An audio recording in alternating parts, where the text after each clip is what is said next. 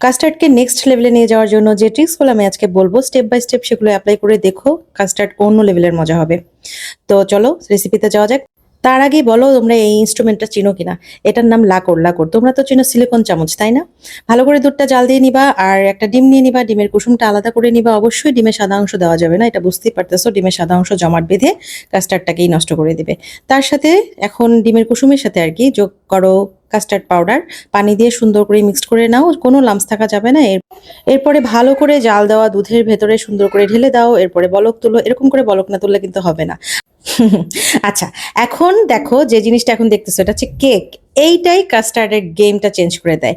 মানে এইটা যখন মুখের ভেতরে মেল্ট হবে অসাধারণ লাগবে। এবং কেক, এটা তোমরা বাজার থেকে যে কোনো একটা কেক নিয়ে এসে দিয়ে দিবা, কেটে বড় বড় করে কেটে, যাতে ভেঙে না যায়। আর সাথে যে কোনো ধরনের ফল, টক ফল না হলেই হলো, কারণ টক ফল হচ্ছে পানি ছেড়ে দিবে, খেতেও ভালো লাগে না। আম, তারপরে হচ্ছে আপেল, কলা, ইচ্ছা মতো দিতে পারো। আর আপেলটাকে একটু ছিলে নিবা, কারণ মুখের ভেতরে তো আসলে আমরা কাস্টার্ড দেই তুলতুলে নরম একটা ভাব ফিল করার জন্য। আর আপেলটাকে অবশ্যই পানিতে ভিজায় রাখবা, কোনো ধরনের ভিনেগার টিনেগার না, পানি কিন্তু ছেড়ে দিবে।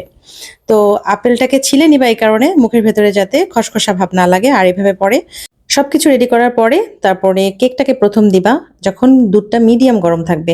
আর এভাবে নাড়াচাড়া করবা ডেবে ডেবে, হ্যাঁ, ভেতর থেকে, যাতে ভেঙে না যায় কেকটা, তাহলে কিন্তু একদম ভালো লাগবে না।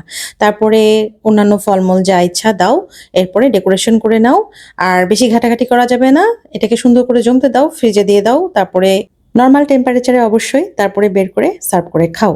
আর তোমাদেরকে কাস্টার্ড যে বানায় খাওয়ায় তাকে মেনশন করো, বোন হোক, বউ হোক, মা হোক, তাহলে তোমাদেরকে এভাবে বানাই খাওয়াতে বলবা। দেখবা যে ইউনিক হবে কাস্টার্ড। তো ভালো লাগলে ফলো করো আর শেয়ার দিয়ে রেখো। আল্লাহ হাফেজ।